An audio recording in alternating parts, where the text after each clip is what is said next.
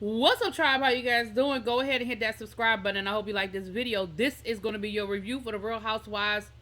Lord, it ain't the Real Housewives, but you know why I said the Real Housewives? Because they have a Real Housewives style intro, and that's what I was going to say. But it's Chasing LA Season 2, Episode 1. So let me start there. I love the new intro. It is giving me Real Housewives intro with everybody having a tagline. I think that was a really cute little thing that Q added this year for the intro. So we start off with Hershey LaCour, Jete, honey. And Hershey is performing down at Mickey's on Monday nights. Now, we know if you are a drag race girl like myself and you follow all of the drag race, you know that Mickey's is the place to be. That's where they do a lot of the watch parties. They have a lot of the alum come there and talk about what's going on episode by episode and all of those good things. And so Monday night is the night to be there. And so she's definitely worked her way up to that, and she's actually competing in a competition. So we get a chance to get a whole performance by Hershey. Now I know y'all saw that tip jar in the corner, so I hope y'all tipped her for that good time that she gave us for the first 10 minutes of this episode. Okay. But we also find, I'm gonna just go ahead and go on through, okay, because I'm gonna give it to y'all. We also find out that Hershey is also having shows where she's actually the host at another bar called Redline, which again is another, real popular bar that supports, the drag community. And she is in a position now where she is able to give back. And so she actually hosts a night with up and coming drag queens who are able to perform and win a little bit of coin. And if you remember her story from last season, I know when I interviewed, she told the story of, when she first started doing drag, how the other queens poured into her. They gave her outfits and stockings and makeup and wigs and showed her how to do the makeup and all those good things. And so she's now in a position where she can, give back a little bit. And so I thought that was really, really cool. The other thing we found out that was going on with Miss Hershey is we got a chance to meet her significant other, LaSalle, who we knew there was a significant other last season, but we didn't get a chance to really meet him. So we get to see him. And we also found out that they expanded their family. They are adopting his nephew, who unfortunately was in the foster care system, and he wanted to get him, get his nephew out of the system. And so they are bringing the nephew into their home, and they are becoming dads. And I think that is sweet on so many levels, what they're doing and why they're doing it. So we saw them having to rearrange the apartment because it's a 1-bedroom apartment, but regulations say that the baby has to have his own room. And we saw them just talking and planning, and he said when boyfriend came and was like, listen, how do you feel about that? And Hershey was like, well, listen, I ain't planning on getting rid of you no time soon. So that means I guess we're going to be a, party of 3, So again, congratulations to them. Great to see that. Next, we run into Mr. Andre. Now, Andre is doing some things too. He's doing some, he said that last year was a rough year for him. I think it was hard for him to maybe look back and see himself. And some of the antics that happened on the show. And so he said that, he had to rebuild, he had to regroup, he had to kind of reflect a little bit, but that he's definitely got some great things going on. His clothing line is doing well in spite of the fact that somebody bought the LLC, and he had to give us a good old business lesson on what happens with an LLC and how, his business can still run fine without an LLC. Now, if you remember at the end of last season, some of the other people on the cast got the money together to buy his LLC and then sort of surprised him with it at the reunion. But he is unbothered because he was like, listen, it don't affect nothing. It don't change nothing that's going on over here. We see that he is hosting events for Pride, for LA Pride, and there's a Men in Heels fashion show which featured some of his fashions that he hosted, and he said he was a great event. And we got a chance to see the event and see some of the participants. We got a chance to see him being interviewed on the local news to promote the event. And his clothing line was a part of the event where he also, was selling articles and was doing really well with that. So shouts out to that. Then we have Fly King. So Fly King is still doing his thing as well. He's been featured in Essence Magazine and some other publications. You know, he has the body scrub and products.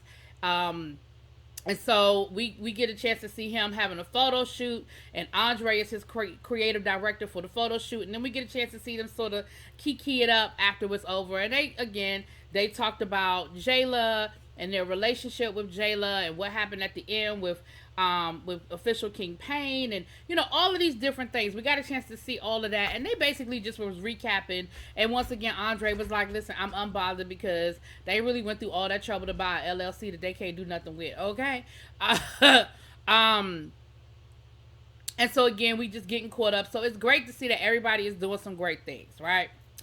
Then we run into official King Pain in the lituation. Now King Pain is trying to, we know that he has multiple businesses, but one of his businesses is that he's a barber. He does hair.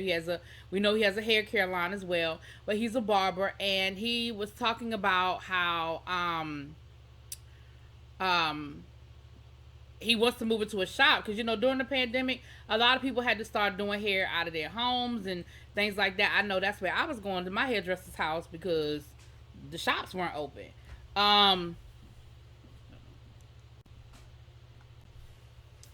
So we see him, he has a client that shows up, and the client actually happens to be his roommate as well. So he's doing his client's hair, and he's talking about how he wants to move into this shop, but they keep asking for more money. He's giving them the deposit. He's giving them all this money, but they keep asking for more money, and he's just not sure if that's the right move for him because he's got all these other things he's doing, all these other businesses he's trying to support, and he just don't know if he needs to keep pouring money into trying to get into this shop, right? So his roommate is mumbling, talking about some, so, 3 to 6 months, blah, blah. And at first I thought he was saying he was moving, and he was giving him his 3-month notice. That's what I thought he was saying at first. Like, basically, I'm giving you my 3-month notice. I'm out. But King Pain was like, "What you say?" And he was like, "I'm saying, but like 3 to 6 months." He telling him he about to go to jail, and basically, I'm out. Like, thanks for the haircut, bruh. I'm gonna walk up in the jail fresh. Now I feel like it didn't come as a total shock to King Pain because his reaction was way too calm. I feel like maybe he knew that his roommate might have had some issues, some legal issues, and maybe he was processing it and didn't necessarily know whether he was or wasn't, or what the final result was gonna be. But then it ended up being like, yeah, I gotta go away for a few months. But he was like, I don't know, it was a little too calm for me. Like I said, he must have already kind of known that this was a possibility because it was way too calm. So then King Pain was like, well dang, like now I really am in a situation because now I gotta take on all these bills by myself. And again, I'm sitting here like, I it just yeah, it just threw me off because I was like, that was way too, way too smooth. I don't know. It was just too easy for me. I was just like, bruh, like you really just walked up in my shop and was like, yeah, so I'm gonna be out for the next 3 to 6 months. Like, I don't know. But then they're talking about the fact that Andre is having a birthday party, but he didn't get invited. And he was like, I'm not really pressed about getting invited because honestly, at the end of the day, I'm gonna be at the Soul Train Awards, so I really don't care because I definitely have something better to do. But it's just the audacity that you feel like you don't need to invite me. Like whatever. It's one of those things where it's like I wouldn't have come anyway, but the fact that you didn't invite me, oh, you pressed. Okay. Then we head over to Mr. Jeremy. Now Jeremy is doing really well. He's doing big things. He's choreographing. He's participating. He's this, he's that. They say he even got Hershey casted in Todrick Hall's video, the latest video, Rain and Men. I don't know if that's the exact name of the song, but that's like the video was like the theme of it. But anyway, but then while he was in rehearsal, he tore his Achilles. And he said, it came at a really bad time because I had some great things going on. I had some great opportunities coming. But in the meantime and in between time, I guess I'm just going to suck it up and just kind of, you know, do what I need to do to rehab. And that actually answered my question, because I'm going to be honest with y'all. I was really wondering why Jeremy came back, because Jeremy really is booked and busy. And that's not to say that the rest of these people are not, because we definitely see that people are doing some big things. But I really thought he went on tour with Todrick. Like, Todrick literally just got off tour, and I know that he does a lot of work with Todrick, and Todrick had like a really big tour that just happened. So honestly, that's what I thought. Like, it wasn't no shade to anybody else, but I really was like, why is Jeremy doing another season? But now I see he was sitting around limping, I guess he figured I might as well, We see him on the phone with William the Baddest. Now this was filmed before Bad Boys LA came out, but if you saw Bad Boys LA, then you are very familiar with William the Baddest. William the Baddest is a local rapper down to the LA. And him and Jeremy are cool. Jeremy said, I don't call everybody a friend, but we're cool. And, he said, I don't always agree with everything that William be saying and doing. However, me and him, we good people, we cool. So we see them sort of just talking about what's going on with his foot, and everything with that, and what William got going on. A little bit of this and a little bit of that. Nothing too deep. So Jeremy is letting William know that he got invited to Andre's birthday party. He was like, why don't you come on through? It's like he said it was a Halloween theme. Andre said it's a masquerade theme, child. I guess Phantom of the Opera, whatever. He said, I can't dress up because I can't get nothing over this daggone boot but some sweats, okay? Like, I can't get into no costumes, okay? But I am going to go, why don't you come through? Listen, let me tell you something. Y'all be killing me. Y'all be killing me on these shows, inviting people. I mean, I know it's the name of the game, but y'all be killing me inviting people when ain't nobody say you had a plus one. How you just inviting William to a party you was invited to? He need to take a head count so he make sure he got enough hors d'oeuvres to feed the people. Anyway, whatever. He also was saying how, he hadn't really seen Andre since the reunion and then King Payne's birthday party, which I believe happened either right after the reunion or like the day after the reunion. It was literally right there together. And him and King Payne, Andre and King Payne, actually had a nice hug, and everybody thought that we was all good, that we were back in a good space. But then come to find out, they beefing again, child. You know how these things go, child. You think somebody made up with somebody, but they ain't really make up with them, child. Then we catch up with Miss Jayla. Now, Jayla is still living in Vegas, but she is in LA, probably just to film the show, child. And we meet Jayla's sister, her blood sister. And we get a glimpse into Jayla's life a little bit. We learned a little bit last season, but we find out that, Jayla's family is finally at a point where they are accepting her as a trans woman. They have, she said that, my sister is really good about not using my dead name.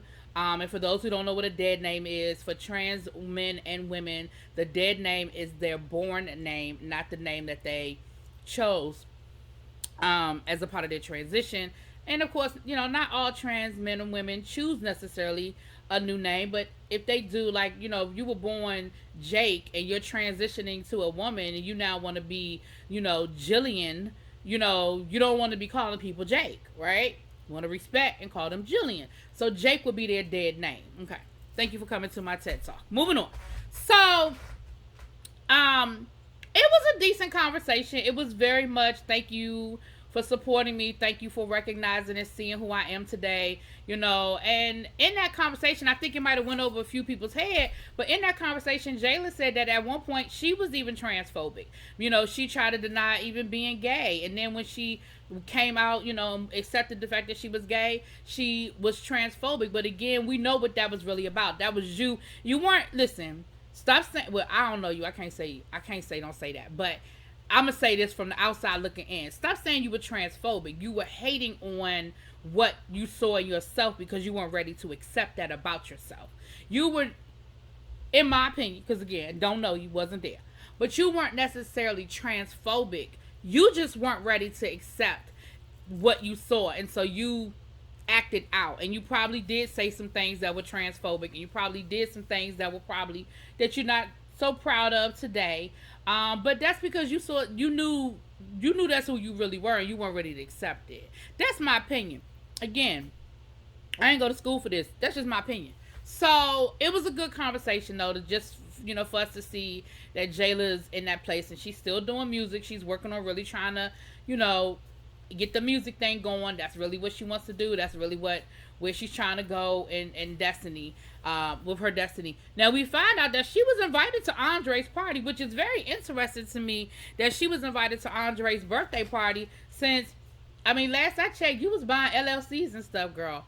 But she was invited to the party, and she's a little nervous about going to the party because she know where they left off, where everything sort of left off. But she said we did talk, and we're trying to move into a better space. So I'm excited to go. I'm excited for us to try to put the past in the past and leave it there, and for us to move into our next place. Now, Hershey the Core got an invitation to the party, but she can't go because she's booked and busy. Okay, she's also said, I don't know if I'm even ready yet to be around these people because they a lot, and I don't know if my mental is ready to be around them because they are a lot. They are a lot. And so she also said that one of her gigs is down to the Hamburger Marys, and she was like, listen, I just got invited back to the Hamburger Marys after the way they acted last year. If y'all remember the first episode, they had a scene out at the Hamburger Marys where all of them acted a fool, for the exception of probably Hershey. They was all acting a damn fool. Okay, it was a lot. Then we meet one of our newest cast members for this season. What his name? Poetic Salter. Now, Poetic Salter is, a triple threat. He's a singer, rapper, actor, all that.